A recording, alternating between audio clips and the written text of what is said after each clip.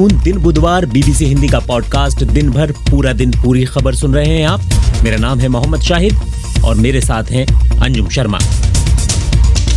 पहली बार कोई ट्राइबल को हम कैंडिडेट बना सकेंगे ऐसा पार्लियामेंट्री बोर्ड का मत था और इसलिए श्रीमती द्रौपदी मुर्मू इनको राष्ट्रपति का प्रत्याशी घोषित किया गया है। एनडीए ने द्रौपदी मुर्मू को बनाया राष्ट्रपति पद का उम्मीदवार। चुनाव जीती तो होंगी पहली आदिवासी राष्ट्रपति।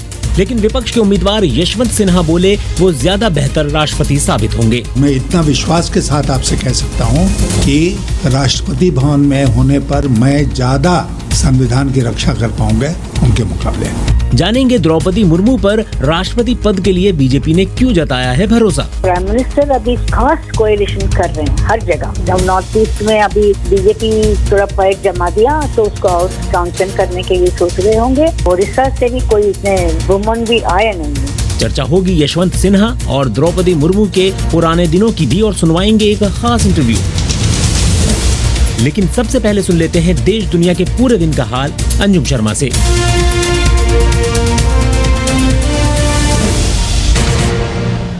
महाराष्ट्र के मुख्यमंत्री और शिवसेना प्रमुख उद्धव ठाकरे ने फेसबुक लाइव के जरिए लोगों से बात की।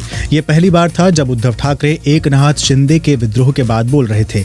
उन्होंने शिवसेना और हिंदुत्व शब्द को एक दूसरे से जुड़ा हुआ बताया। अपने इस्तीफे को लेकर उन्होंने कहा, जर त्याच्यापैकी एकाही आमदाराने समोर येऊन मला सांगितलं किंवा जर त्यांनी स्टेटमेंट दिलं की उद्धव ठाकरे मुख्यमंत्री पदावरती नकोत तर मी आता मुख्यमंत्री पदाचा राजीनामा द्यायला तयार आहे।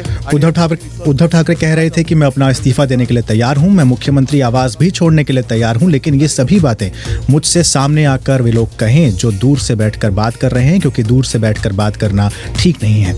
इससे पहले शिवसेना के चीफ व्हिप सुनील प्रभु ने पार्टी के सभी विधायकों को पत्र लिखकर विधायकों की बैठक में शामिल होने के लिए कहा। पत्र में यह भी कहा गया कि अगर कोई विधायक नहीं आता है तो ये माना जाएगा कि उस विधायक ने स्वेच्छा से पार्टी छोड़ने का फैसला लिया है। वहीं एकनाथ शिंदे ने ट्वीट कर इस आदेश को कानूनी रूप से अमान्य बताया और शिवसेना विधायक भरत गोगावले को चीफ व्हिप नियुक्त कर दिया। एकनाथ शिंदे गुवाहाटी में हैं और उनका दावा है कि उनके साथ 46 विधायक हैं। पूर्वी अफगानिस्तान में आए शक्तिशाली भूकंप में कम से कम 1000 लोगों के मारे जाने की आशंका है। नुकसान कितना हुआ है ये अभी भी पता लगाया जा रहा है, लेकिन सोशल मीडिया की पोस्ट पर की गई तस्वीरों से पता चलता है कि पक्तिका प्रांत में मकान मलबे में दब गए हैं। अफगानिस्तान में आए भूकंप की तीव्रता रिक्टर स्केल पर 6.1 मापी गई। सऊदी क्राउन प्रिंस मोहम्मद बिन सलमान तुर्की की यात्रा पर है। इस्तांबुल में सऊदी दूतावास में पत्रकार जमाल खाशोगी की हत्या के बाद क्राउन प्रिंस की ये पहली तुर्की यात्रा है। 4 साल पहले हुई हत्या के बाद अंतर्राष्ट्रीय स्तर पर आक्रोश बढ़ा था और सऊदी अरब को कूटनीतिक रूप से अलग थलग होना पड़ा था। तुर्की के राष्ट्रपति रेचप तैयप अर्दोआन ने क्राउन प्रिंस का स्वागत किया। यूक्रेनी सीमा के नजदीक दक्षिणी रूस में एक तेल रिफाइनरी पर 2 ड्रोन हमले हुए हैं। सोशल मीडिया पर वीडियो फुटेज में देखा गया कि हमले के बाद किस तरह से काले धुएं का गुबार उठा। वहीं यूक्रेन के पूर्वी शहर लिसिचांस्क पर रूस के हमले तेज हो गए हैं। ब्रिटेन का कहना है कि यूक्रेन में दोनेत्स्क के रूस समर्थक क्षेत्र ने हो सकता है कि यूक्रेनी सैनिकों के खिलाफ लड़ाई में अपनी फोर्स का 50% हिस्सा खो दिया हो। ब्रिटेन की मिलिट्री इंटेलिजेंस ने कहा कि दोनेत्स्क पीपल रिपब्लिक ने स्वीकार किया था कि इस साल की कार्रवाई में 2100 से ज्यादा सैन्यकर्मी मारे गए थे। संयुक्त राज्य अमेरिका की सीनेट ने दशकों बाद देश का पहला बड़ा बंदूक नियंत्रण कानून पारित करने की दिशा में कदम उठाया है। सीनेटरों ने नए फायर आर्म्स सुरक्षा कानून पर विधेयक पारित होने में तेजी लाने के लिए मतदान किया है। दक्षिणी चीन में विनाशकारी बाढ़ का कहर जारी है। वहीं उत्तरी चीन में बढ़ती गर्मी की वजह से एयर कंडीशनर चलाने के लिए रिकॉर्ड बिजली की मांग हो रही है। बिजली कटौती ना हो इसके लिए चीन के प्रधानमंत्री ली केकियांग ने कोयला उत्पादन बढ़ाने की बात कही है।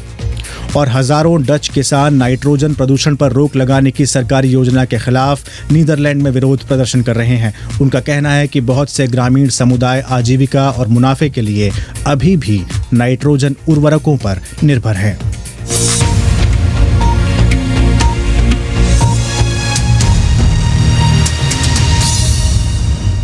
नमस्कार, बीबीसी हिंदी का पॉडकास्ट दिन भर पूरा दिन पूरी खबर सुन रहे हैं आप। इसे आप बीबीसी हिंदी के फेसबुक और यूट्यूब चैनल पर लाइव सुन रहे हैं। अभी आपने सुना आज पूरे दिन की बड़ी खबरें क्या रही। अब आगे जानेंगे एक पूरी खबर का विश्लेषण। आज बात चुनाव की करेंगे। जी हाँ, देश के प्रथम व्यक्ति यानी राष्ट्रपति के चुनाव की।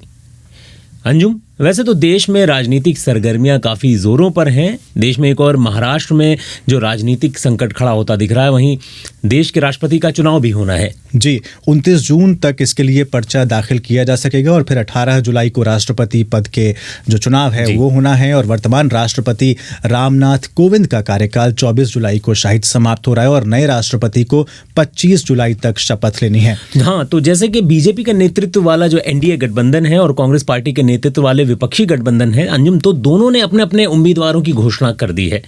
तो अंजुम, जो विपक्षी गठबंधन है उसने पूर्व वित्त मंत्री और पूर्व बीजेपी नेता यशवंत सिन्हा को उम्मीदवार बनाया है। तो वहीं एनडीए ने झारखंड की पूर्व राज्यपाल द्रौपदी मुर्मू को अपना उम्मीदवार बनाया है। और ये अपने आप में खास इसलिए भी है अंजुम के अगर ये चुनाव जीतती हैं तो पहला आदिवासी राष्ट्रपति देश को मिलने जा रहा है। पहला आदिवासी राष्ट्रपति मिलेगा या नहीं, ये तो अभी समय है इसमें शाहिद। और जैसा कि आप जानते ही हैं कि विपक्ष ने काफ़ी जद्दोजहद के बाद यशवंत सिन्हा को अपना उम्मीदवार घोषित किया है। बिल्कुल बिल्कुल अंजुम, जब विपक्षी गठबंधन था तो उसकी बैठक हुई, तब ममता बनर्जी ने प्रेस कॉन्फ्रेंस में कहा था कि उन्होंने एनसीपी चीफ शरद पवार को उम्मीदवार बनने के लिए कहा था, लेकिन शरद पवार ने उम्मीदवार बनने से साफ इनकार कर दिया। फिर पूर्व मुख्यमंत्री जो जम्मू कश्मीर के रहे फारूक अब्दुल्ला, उनकी चर्चा थी और फिर और भी कई नाम आते रहे और उम्मीदवार लगातार मना करते रहे कि हम उम्मीदवार नहीं बनेंगे। शायद इसके बाद फारूक अब्दुल्ला के बाद महात्मा गांधी के जो पड़पोते हैं गोपाल कृष्ण गांधी, उनको भी विपक्ष का उम्मीदवार बनाने की चर्चा चल रही थी और उन्होंने इसके बारे में इनकार करते हुए कहा था कि उनसे बेहतर बहुत सारे लोग इस देश में। हालांकि कल शाम को विपक्षी दलों की जो बैठक हुई उसके बाद यशवंत सिन्हा के नाम की घोषणा कर दी गई। कांग्रेस नेता जयराम रमेश ने इसकी घोषणा की। At a subsequent meeting held today, we are happy to announce that we have unanimously, I stress the word unanimously, chosen Shri Yashwant Sinha as the common candidate of the opposition parties for the presidential election which will take place on the 18th of July 2022. वहीं आज विपक्ष के उम्मीदवार यशवंत सिन्हा ने media से बात की और उन्होंने कहा कि ये लड़ाई अब संविधान बचाने की लड़ाई है और बीजेपी की उम्मीदवार मुर्मू से उनकी कोई व्यक्तिगत लड़ाई नहीं है। मेरा ये कहना है कि मैं मानता हूं कि मैं चौथा कैंडिडेट हूं। 3 कैंडिडेट्स ने पहले ना कर दिया तो चौथे कैंडिडेट के रूप में मेरे नाम पर सहमति बनी। ठीक है ना। जीवन में बहुत बार मेरे साथ ऐसा हुआ है कि मैं सेकंड चॉइस रहा हूँ, फर्स्ट चॉइस नहीं रहा हूँ, लेकिन किसी परिस्थितिवश सेकंड चॉइस होते हुए भी वो पद हम ही को मिला और उसका पूरा हमने उपयोग किया राष्ट्र हित में। इस बार सेकंड उम्मीदवार नहीं, 4th उम्मीदवार हैं, तो हमारे जीत की संभावना भी डबल हो जाती है। हम लड़ेंगे, जब लड़ाई के मैदान में आ गए तो हम लड़ेंगे पूरी तरह से। मैंने पहले भी कहा है कि द्रौपदी मुर्मू जी से मेरी कोई व्यक्तिगत लड़ाई नहीं है। उनको मैं बहुत अच्छी तरह से जानता हूँ, अपनी शुभकामनाएं देता हूँ, लेकिन ये लड़ाई है मुद्दों की, ये लड़ाई है भारत के संविधान को बचाने की। और मैं इतना विश्वास के साथ आपसे कह सकता हूँ कि राष्ट्रपति भवन में होने पर मैं ज़्यादा संविधान की रक्षा कर पाऊंगा उनके मुकाबले। शायद ये थे यशवंत सिन्हा जो विपक्ष के उम्मीदवार हैं राष्ट्रपति पद के लिए। लेकिन इससे पहले जब हम जयराम रमेश को सुन रहे थे तो उन्होंने एकमत से चुने गए शब्द पर काफी जोर दिया था। हाँ अंजुम, वो सर्वसम्मति से चुने जाने की एक बात जरूर हो रही थी जो उन्होंने कही, लेकिन जो ये विपक्ष की बैठकें हुई हैं उसमें पूरा विपक्ष शामिल नहीं रहा है। तो राष्ट्रपति उम्मीदवार चुनने के मामले में बीजेडी, वाईएसआर कांग्रेस और टीआरएस जैसी पार्टियां जो हैं वो बाहर हैं। वहीं बीजेपी के नेतृत्व वाले गठबंधन एनडीए ने जो झारखंड की पूर्व राज्यपाल द्रौपदी मुर्मू है उनको राष्ट्रपति का उम्मीदवार घोषित करके एक नया खेल कर दिया है, क्योंकि जो माना जा रहा था कि बीजेडी के प्रमुख और ओडिशा के मुख्यमंत्री हैं नवीन पटनायक, वो इस पर विपक्ष के साथ आ सकते थे, लेकिन अब जैसे ही मुर्मू का नाम घोषित हुआ तो उन्होंने कह दिया कि ये तो बड़े गर्व की बात है। साथ ही उन्होंने कहा कि वो महिला सशक्तिकरण के लिए उदाहरण स्थापित करेंगी। तो इससे साफ है कि नवीन पटनायक का समर्थन कहाँ जाता दिख रहा है। वहीं झारखंड मुक्ति मोर्चा जो सत्तारूढ़ है झारखंड में, वो इस चुनाव में क्या रुख लेगी देखना होगा, क्योंकि हेमंत सोरेन खुद उसी तबके से आते हैं। तो वहीं कल रात द्रौपदी मुर्मू के नाम की घोषणा करते हुए बीजेपी अध्यक्ष जेपी नड्डा ने क्या कुछ कहा, आइए सुनते हैं। अपने एनडीए के घटक के लोगों के साथ बातचीत करते हुए और लगभग 20 नामों पर हमारे यहाँ लंबे दौर की चर्चा हुई और चर्चा में सब लोगों के साथ बातचीत करते हुए एक सर्वसम्मति इस बात पर बनी कि सभी नामों पर चर्चा हुई, विस्तृत चर्चा हुई, लेकिन कुल मिलाकर के ये बात सामने आई कि हमें प्रत्याशी के रूप में कोई पूर्व से ढूंढना चाहिए, भारत के पूर्वी क्षेत्र से ढूंढना चाहिए और हो सके और हमारा प्रयास हो महिला को हमको स्थान देना चाहिए। और आज तक कोई आदिवासी ट्राइबल प्रत्याशी राष्ट्रपति के रूप में नहीं आया है, इसलिए हमें ट्राइबल पर और पहली बार कोई ट्राइबल को भारतीय एनडीए की तरफ से हम कैंडिडेट बना सकेंगे, ऐसा संसदीय बोर्ड, पार्लियामेंट्री बोर्ड का मत था और इसलिए श्रीमती द्रौपदी मुर्मू इनको राष्ट्रपति का प्रत्याशी घोषित किया गया है एनडीए की तरफ से। तो एनडीए की तरफ से द्रौपदी मुर्मू को राष्ट्रपति पद का प्रत्याशी घोषित किया गया है। जेपी नड्डा जब बोल रहे थे शाहिद, तो उन्होंने 3 शब्द इस्तेमाल किए। पहला था पूर्व से, यानी ईस्ट से आना चाहिए, दूसरा शब्द था महिला और तीसरा था आदिवासी। अब आप देख रहे हैं कि ये तीनों जो है कहीं ना कहीं किसी की पहचान से जुड़ते हैं। तो क्या पहचान की राजनीति पर राष्ट्रपति पद के उम्मीदवार के लिए इतना जोर है? क्यों जब हम राष्ट्रपति पद का उम्मीदवार कोई पार्टियां चुनती हैं तो ये सब शब्द सामने आते हैं कि वो किस वर्ग से है, किस वर्ग से नहीं है? यही सब सवाल मैंने पूछे वरिष्ठ पत्रकार कल्याणी शंकर से।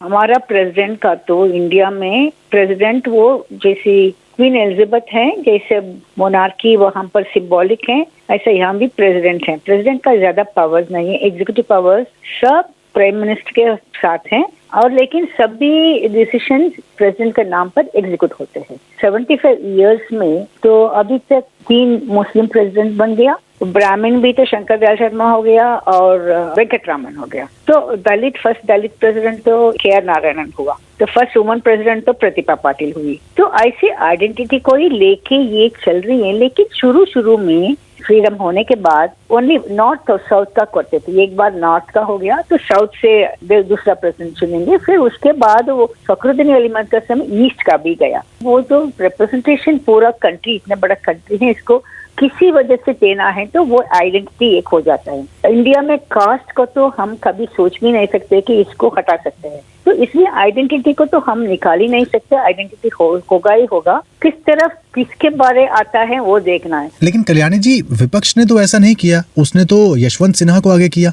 विपक्ष को मालूम है कि वो जीतने का संभव ही नहीं होता, क्योंकि उनके पास उतना वोट है ही नहीं। इसलिए वो जो सिंबॉलिक फाइट होता है उसके लिए इन लोग ज्यादा सोचा नहीं होगा। सोचने से भी कोई इनका ट्राइबल वुमन कहाँ से मिलता, नहीं तो पहले सुशील कुमार शिंदे के एक बार वो उधर राज्यसभा में किया था। तो हर जगह आप स्पीकर को हो, कोई भी हो, वो कास्ट सबसे पहले आ जाता है। कैसे भी सिंबॉलिक हो तो कोई वुमन को भी कर सकते थे, पता नहीं क्यों नहीं किया, उनका अपना कैलकुलेशन होगा, इस वजह से कुछ भी नहीं है इनके। लेकिन प्रधानमंत्री नरेंद्र मोदी को किस तरह के राष्ट्रपति की जरूरत है? ऐसा राष्ट्रपति जो बहुत ज्यादा इंटरवीन ना करे उनके मामलों में और हाँ करता रहे। देखिए, इस प्रधानमंत्री नहीं, शुरू से ही कोई भी प्रधानमंत्री हो, उनका राष्ट्रपति भवन से अच्छा ताल्लुक होना चाहिए। सबसे पहला प्राइम मिनिस्टर जवाहरलाल नेहरू था, उनका और फर्स्ट प्रेसिडेंट राजेंद्र प्रसाद का तो रेफरेंसेस थे, और दूसरा है नेहरू जी, वो राजेंद्र प्रसाद जी को सेकंड टर्म देना भी नहीं चाहते। उसके बाद इंदिरा गांधी और संजीव रेड्डी का भी उतना अच्छा ताल्लुक नहीं था। फिर 82 में ज्ञानी जी, तो उसका भी राजीव गांधी के साथ ताल्लुक ठीक नहीं था। जो अभी प्रणब मुखर्जी थे, उनके साथ मोदी जी का अच्छा चला। लेकिन आपको नहीं लगता कल्याणी जी, कहीं ना कहीं इंटरवीन होना जरूरी है? और चूंकि पद की गरिमा भी होती है और लोकतंत्र में अपने अपने काम होने चाहिए। ये कितना अच्छा, अब्दुल कलाम भी रशिया में जाने के बाद वो राष्ट्रपति शासन के लिए वहां जाके कोई फाइल लेके गया, वहां साइन किया। इसलिए तो राष्ट्रपति भवन और इसका 7 RCR को तो इतना नॉर्मल रिलेशनशिप नहीं होता है। जब भी कोएलिशन होता है और कोई भी पार्टी जीतने का सवाल नहीं है, तभी प्रॉब्लम होता है। ये हुआ 96 में वाजपेयी जी को बुला के, वो 13 डे का गवर्नमेंट हुआ। जो आदमी असर्ट करता है तो उनकी पर्सनालिटी के ऊपर है, वो ये करना चाहता है नहीं करना चाहता। आमतौर पर होता यह है कि वाइस प्रेसिडेंट जो होते हैं उनको एलिवेट कर दिया जाता है और उनको राष्ट्रपति बनाया जाता है। क्या ये माना जाए कि नायडू प्रधानमंत्री मोदी के साथ थोड़े से तालमेल कहीं बैठ नहीं पाया और वेंकैया नायडू ज्यादा इंडिपेंडेंट नजर आए? देखिए, वो एक बात हो सकता है। दूसरा है कि पहले तो सभी वाइस प्रेसिडेंट तो एलिवेट करके प्रेसिडेंट बना और कोई किसी आदमी को वाइस प्रेसिडेंट का जगह लेके आते थे। कृष्णकांत तब वाइस प्रेसिडेंट था, वो प्रेसिडेंट बनना चाहता था, उनको नहीं दिया उस समय। उसके बाद तो कोई श्योरिटी नहीं है कि जो वाइस प्रेसिडेंट वो एलिवेट होकर प्रेसिडेंट बन सकता है। और अपना जो प्राइम मिनिस्टर अभी खास कोएलिशन कर रहे हैं हर जगह। जब नॉर्थ ईस्ट में अभी बीजेपी थोड़ा पैर जमा दिया तो उसको और स्ट्रेंथन करने के लिए सोच रहे होंगे। ओडिशा से भी कोई इतने वुमन भी आए नहीं है। पुराना जमाना में तो नंदिनी सतपथी थे, वो फर्स्ट चीफ मिनिस्टर भी रहे। मुर्मू को लेके पिछले टाइम भी उनका नाम चला, तो अभी ठीक ही है कि वो उनको ट्राइबल को 75 इयर्स में एक को भी अभी तक चांस नहीं मिला प्रेसिडेंट बने। वो अच्छा ही होगा इस वजह से। लेकिन आप जो बोला है, प्रेसिडेंट को हमके साथ जो अच्छा संबंध रखने वाला है उस जैसा आदमी को लेके वो प्रेसिडेंट बनाने के लिए भी कोशिश कर रहे हैं। ये थी कल्याणी शंकर, बता रही थी कि पहचान की राजनीति का राष्ट्रपति पद के उम्मीदवार को चुनते वक्त क्या असर होता है। ये बीबीसी हिंदी का पॉडकास्ट दिन भर पूरा दिन पूरी खबर है। इस कार्यक्रम को आप फेसबुक और यूट्यूब पर लाइव सुन रहे हैं। आगे बात होगी यशवंत सिन्हा और द्रौपदी मुर्मू के पुराने दिनों की भी, और आगे सुनवाएंगे एक खास लेखिका से उनकी एक खास किताब पर बातचीत। साथ ही बात होगी खेल की दुनिया की भी।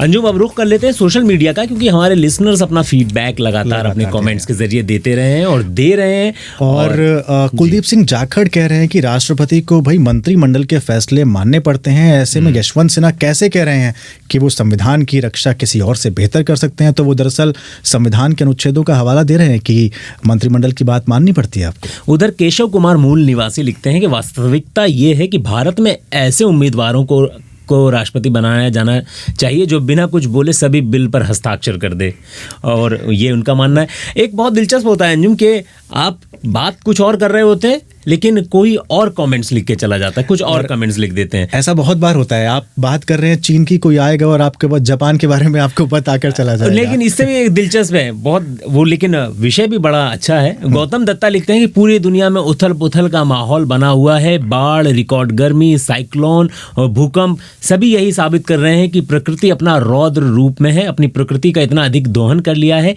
कि प्रकृति अब हमसे बदला ले रही है। दरअसल मुझे लग रहा है जितनी पूरा दिन पूरी खबर में हमने शुरुआत में बाढ़ और भूकंप की खबरें जो सुनाई थी, वो सब मिला के और इस राष्ट्रपति चुनाव को मिलाकर उन्होंने कमेंट कर दिया है। बिल्कुल। और इसी की तरह इसी के साथ अलग एक अशोक आर बैठा है, वो कहते हैं झारखंड के जो पूर्व राज्यपाल द्रौपदी मुर्मू है वो काफ़ी सादगी और सरल स्वभाव की हैं। उन्हें नज़दीक से जानने का मौका मिला है। मैं जहाँ काम करता हूँ वहाँ कई बार आई हैं। ये अपना निजी अनुभव बता रहे हैं। बहुत बहुत शुक्रिया, आप ऐसे ही अपने अनुभव शेयर करें। और मोहम्मद मुनव्वर हुसैन कह रहे हैं कि भारत के जो राष्ट्रपति हैं उनको अपने विवेक का इस्तेमाल करना आना चाहिए। अपने अधिकार जो हैं सही समय पर इंटरवीन उनको करना आना चाहिए ताकि पद की गरिमा जो है वो बची रहे। और अल्ताफ हुसैन यशवंत सिन्हा जी के बारे में लिख रहे हैं कि यशवंत सिन्हा साहब एक बेहतर इंसान और पूर्व वित्त मंत्री रहे हैं। तो जी, वो पूर्व वित्त मंत्री रहे हैं, उनके बारे में कुछ और बातें भी हैं जो भी हम आपको आगे बताने वाले हैं। तो रामचंद्र कुमावत कहते हैं यशवंत सिन्हा साहब संविधान बचाने की बात कहकर अपने को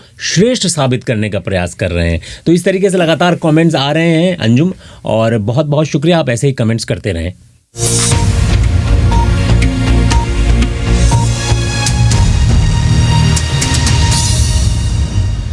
शायद यशवंत सिन्हा के बारे में तो आगे हम बात करेंगे ही। वो एक ब्यूरोक्रेट रहे हैं और अभी एक कमेंट में हमको बता भी दिया कि केंद्रीय मंत्री रहे हैं पूर्व। लेकिन द्रौपदी मुर्मू के बारे में कुछ जानकारी हो तो बताइए हमें।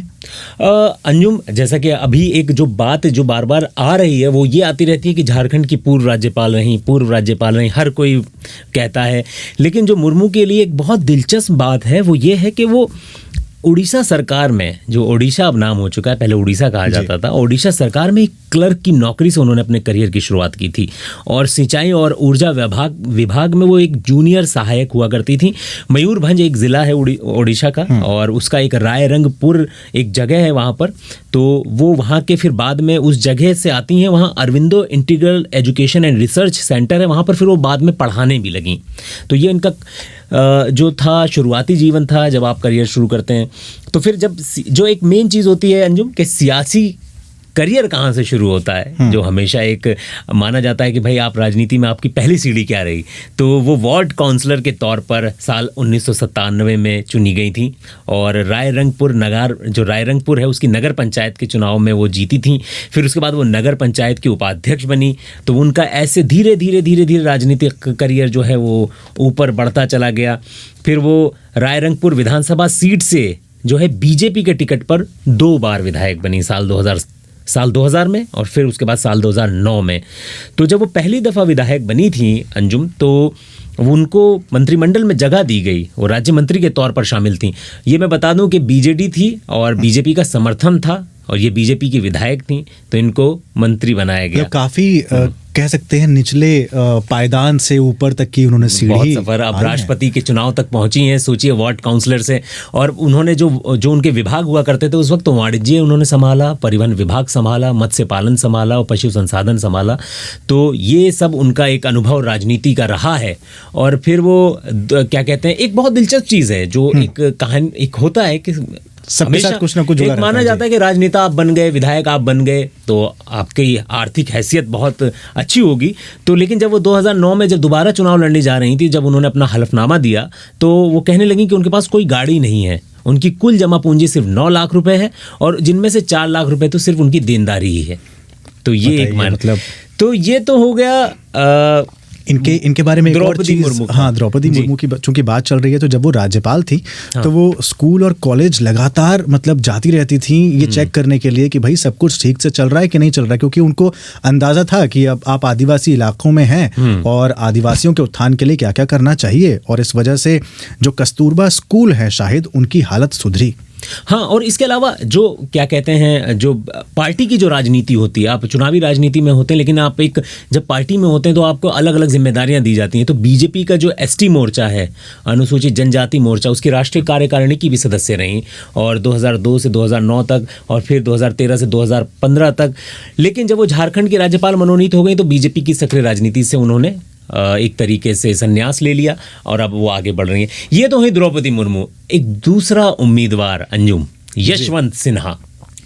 यशवंत सिन्हा के बारे में देखिए हम बहुत सी चीज़ें जानते हैं, लेकिन कुछ उनकी एक आत्मकथा है, ऑटोबायोग्राफी है, रिलेंटलेस उसका नाम है। उसमें ना कुछ चीज़ों का जिक्र है, शायद हम मज़ा आएगा अगर आप उसको सुनेंगे और देखेंगे कि जब 1960 के दशक में 1960 में जब वो IAS की परीक्षा में बैठे थे यशवंत सिन्हा, चूँकि ब्यूरोक्रेट रहे हैं और तो उन्होंने देश भर में 12वीं रैंक मिली थी। जो शुरुआत में ट्रेनिंग जब हुई थी तो उसके बाद बिहार का जो संथाल परगना है वहाँ का वो DC बने थे। DC यानी डिस्ट्रिक्ट कलेक्टर जिसे हम कहते हैं, वो 1964 की ये बात है। तो जो बिहार के तत्कालीन मुख्यमंत्री हैं महामाया प्रसाद सिन्हा, वो संथाल परगने के दौरे पर थे और इस दौरान ऐसा कुछ हुआ कि आप देखिएगा मतलब कैसे टसल पैदा होता है और उसके बाद वो किस तरह के जवाब देकर आगे आते हैं।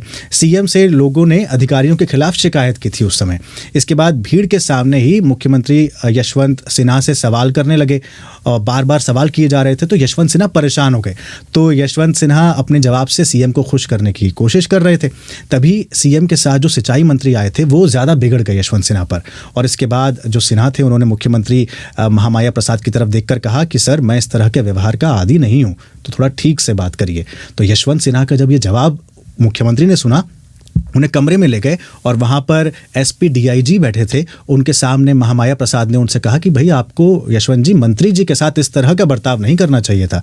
तो यशवंत सिन्हा ने सोचिए क्या जवाब दिया। उन्होंने कहा कि आपके मंत्री को भी मेरे साथ ऐसा व्यवहार नहीं करना चाहिए था। और सिन्हा का जब ये जवाब सुना मुख्यमंत्री ने, तो मुख्यमंत्री गुस्से में बोल पड़े कि मुख्यमंत्री से आपकी इस तरह बात करने की हिम्मत कैसे हुई।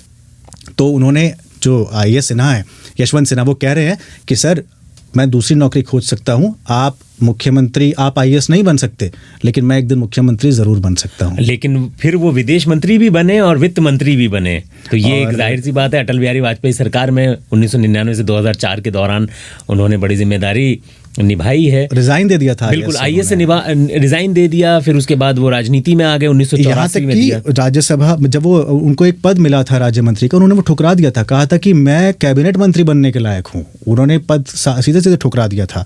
90 से 91 के बीच में चंद्रशेखर सरकार में वो कैबिनेट के वित्त मंत्री रहे। उसके बाद एक लंबा समय उन्होंने विदेश मंत्रालय के तौर पर संभाला। अटल बिहारी सरकार में वित्त मंत्री थे।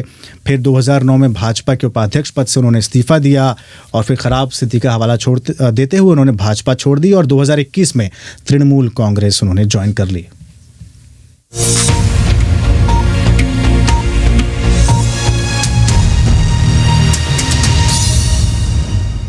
शायद ये तो बात हुई पूरी राष्ट्रपति पद के उम्मीदवारों की। अब थोड़ा सा इतर बात कर लेते हैं, थोड़ा विषय थोड़ा बदल लेते हैं और किताबों की बात कर लेते हैं। जरूर। रिलेंटलेस मैंने बात की थी, जो कि यशवंत सिन्हा की किताब ऑटोबायोग्राफी है, लेकिन एक और किताब है और वो किताब थोड़ी सी अलग विषय पे। आज मैं सुबह पढ़ भी रहा था, आपने पूछा था कि क्या पढ़ रहे हो, तो मैंने कहा था कि किताब पेट्स के बारे में है, डॉग्स के बारे में है। हिमाली सोढ़ी हैं, उन्होंने किताब लिखी है द बुक ऑफ डॉग, जिसमें कई सेलिब्रिटीज ने अपने अपने पेट्स के बारे में बताया है, अलग तरह के लेख हैं। मैंने उनसे पूछा, बाजार में इतने सारे किताबें हैं और इतने सारे विषय पड़े हैं लिखने के लिए, आपने डॉग पर लिखा द बुक ऑफ डॉग, क्यों?